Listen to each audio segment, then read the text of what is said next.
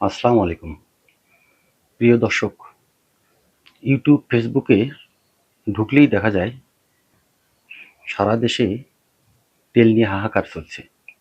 তেলের জন্য দেশের পাম্পগুলোতে যানবাহনের দীর্ঘ সারি, মানুষ চরম দুর্ভোগে। কিন্তু কেন? ইরানের উপর চাপিয়ে দেওয়া অযাচিত যুদ্ধই এর প্রধান কারণ।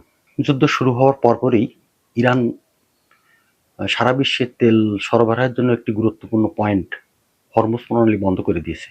ফলে এশিয়া থেকে ইউরোপ অর্থাৎ পৃথিবীর সর্বত্রই তেলের সংকট দেখা দিয়েছে। আমাদের পার্শ্ববর্তী দেশ ভারত এবং পাকিস্তানে তেলের সংকট দেখা যাচ্ছে।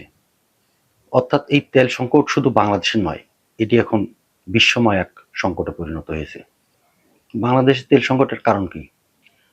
বাংলাদেশ সরকার বলছে যে তেলের মজুতি কোনো ঘাটতি নাই, অথচ সারা দেশে আমরা দেখছি যে তেল নিয়ে হাহাকার শুরু হয়ে গেছে। তেল নিয়ে তেলিশমাতি চলছে, তেলের জন্য হাহাকার। তাহলে সমস্যা কোথায়? আমি অর্থনীতির একজন ছাত্র হিসেবে জানি, যখন কোনো পণ্যের চাহিদা বেড়ে যায় তখন তার দাম বেড়ে যায়, এবং ওই পণ্যের চাহিদা কমে যায়, তার দামও কমে যায়। কিন্তু অর্থনীতির এই সাধারণ সূত্র বর্তমান তেল পরিস্থিতির সঙ্গে মেলানো যাচ্ছে না। দেশে হঠাৎ তেলের চাহিদা বাড়ার দৃশ্যমান কোনো কারণ নেই। গত 15-20 দিনে তো দেশে উল্লেখযোগ্য পরিমাণ যানবাহন বৃদ্ধি পেয়েছে অথবা কলকারখানা বৃদ্ধি পেয়েছে, এমনটি নয়। কিন্তু সাধারণ চোখে দেখলে তেলের চাহিদা বৃদ্ধি পেয়েছে বলেই মনে হচ্ছে। এটি হতে পারে মূলত দুটি কারণে। এক, যুদ্ধের কারণে সাধারণ মানুষের মধ্যে আতঙ্ক সৃষ্টি হয়েছে যে নিকট ভবিষ্যতে তেলের চাহিদা বন্ধ হয়ে যেতে পারে, সুতরাং তারা বারবার তেলের জন্য পাম্পে যাচ্ছে। দুই, পাম্পগুলি গ্রাহকদের চাহিদা অনুযায়ী তেল দিতে পারছে না। পাম্পের মালিকরা বলছেন যে চাহিদা অনুযায়ী পূর্বের মতো তেল পাওয়া যাচ্ছে না আমদানিকারকদের কাছ থেকে। কিন্তু আমি মনে করছি যে মূল সমস্যাটা অন্য জায়গায়। দায়িত্বশীল মন্ত্রীদের দাবি তেলের মজুতের কোনো ঘাটতি নেই, কিন্তু এই কথাটার মধ্যেই যে একটা শুভঙ্করের ফাঁকি আছে, সেটা দেশের সাধারণ মানুষ বোঝে না। অর্থনীতিতে মজুদ এবং সরবরাহ এক জিনিস নয়, দুটি ভিন্ন জিনিস। একটি পণ্যের মজুদ হলো একটি নির্দিষ্ট সময়ে সংরক্ষিত ওই পণ্যের মোট পরিমাণ, যেটি অগতিশীল। অন্যদিকে সরবরাহ বা সাপ্লাই হচ্ছে বাজারে বিক্রির জন্য একটি নির্দিষ্ট সময়ে কি পরিমাণ পণ্য দেয়া আছে অথবা গতিশীল আছে তার মোট পরিমাণ। সুতরাং মজুদ যথেষ্ট আছে মানেই সরবরাহ ঠিক আছে, এটি মনে করার কোনো কারণ নেই। গুদামে মজুদ থাকা কোনো পণ্য বাজার চাহিদার উপর কোনো প্রভাব রাখতে পারে না, চাহিদা মেটানো তো দূরের কথা। ফলে এই অবস্থায় চাহিদার সাথে পণ্য প্রাপ্তির একটা বিরাট ফারাক দেখা দেয়।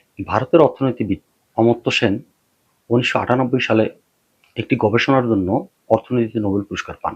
সেনের গবেষণায় বাংলাদেশের দুর্ভিক্ষ অত্যন্ত একটি গুরুত্বপূর্ণ উপাদান হিসেবে ব্যবহৃত হয়েছে।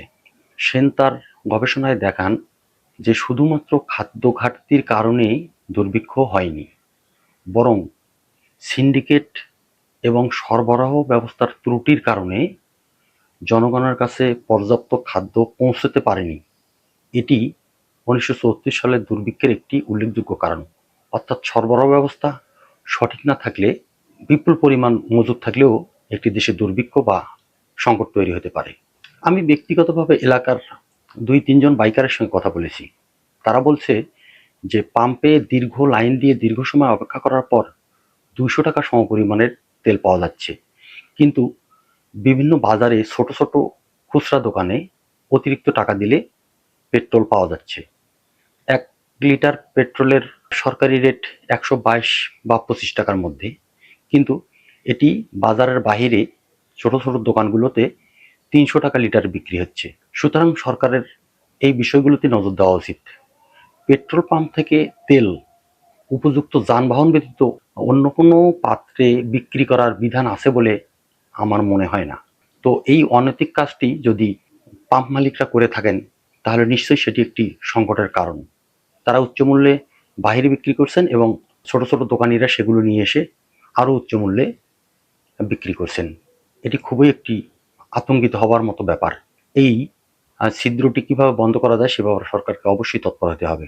আমি জোর গলায় বলতে চাই, সরকারের পক্ষ থেকে মজুদ আছে উচ্চ স্বরে এই ধরনের দাবি না করে বরং আমদানিকারক থেকে সর্বনিম্ন পর্যায়ের গ্রাহক পর্যন্ত যে সরবরাহ ব্যবস্থা আছে সেখানে কি ত্রুটি আছে, অথবা পাম্প মালিকরা তেল তাদের পাম্পে আনার আগেই রাস্তায় কোথাও বিক্রি করে দিচ্ছে কিনা, অথবা তারা নিয়ম বহির্ভূতভাবে এই তেলগুলি যানবাহনের বাইরে অন্য কোনো ছোট ছোট দোকানিদের কাছে বিক্রি করছে কিনা সেটি খতিয়ে দেখা উচিত।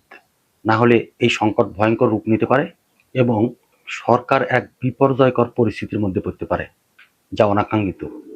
তেল নিয়ে এই তিলেস্মাতি বন্ধ না হলে সারা দেশে নৈরাজ্য সৃষ্টি হবার আমি আশঙ্কা দেখছি, যেটি এখনই প্রতিহত করা দরকার।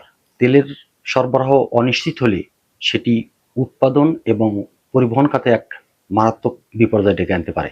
সুতরাং সরকারের প্রতি এই আহ্বান জানাচ্ছি যে পাম্পগুলি থেকে তেল কিভাবে কোথায় কোথায় বিক্রি হয়, কোথায় কোথায় এই লিকেজ আছে সেগুলো খুঁজে বের করতে হবে। ধন্যবাদ দর্শক, আসসালামু আলাইকুম।